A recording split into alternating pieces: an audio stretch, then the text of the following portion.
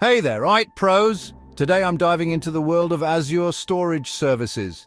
Whether you're new to Azure or just need a refresher, this video will cover the basics of blob, file, queue, and table storage. Let's get started.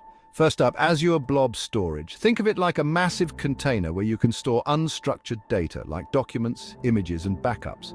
It's perfect for streaming large media files or serving files directly to your users. Next, Azure File Storage. This provides fully managed file shares in the cloud that are accessible via the SMB protocol. It's like having a traditional file server without the hardware. You can even mount these shares on Windows, Linux, and macOS machines. Moving on to Azure Queue Storage. This service is designed for reliable messaging between application components.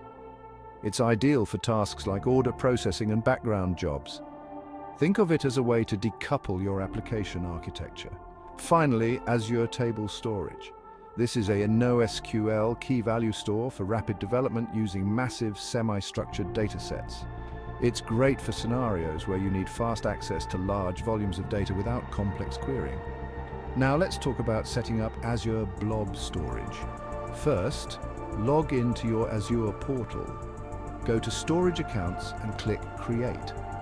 Fill in the basics like the resource group, storage account name, and region. Under Performance, choose between Standard and Premium based on your needs. Finally, click Review plus Create and then Create. Once your storage account is set up, you'll need a container to hold your blobs. Navigate to your storage account, click on Containers, then Add Container. Give it a name and set the public access level based on your requirements. Click Create and you're good to go. Managing your Azure storage is a breeze with Azure Storage Explorer. It's a free tool that lets you easily manage your storage accounts. Download and install Azure Storage Explorer from the Microsoft website. Open it up and click Add an Account. Sign in with your Azure credentials and select your subscription. You should now see all your storage accounts listed in the Explorer pane. From here you can upload, download and manage your blobs, files, queues and tables. To upload a blob, simply drag and drop your file into the container. Need to set permissions? Right-click on your blob and select Blob Properties. It's that simple. And there you have it. A quick overview of Azure Storage Services and how to set up and manage Azure Blob Storage. If you found this video helpful, don't forget to like and subscribe for more IT tutorials. Until next time, happy coding.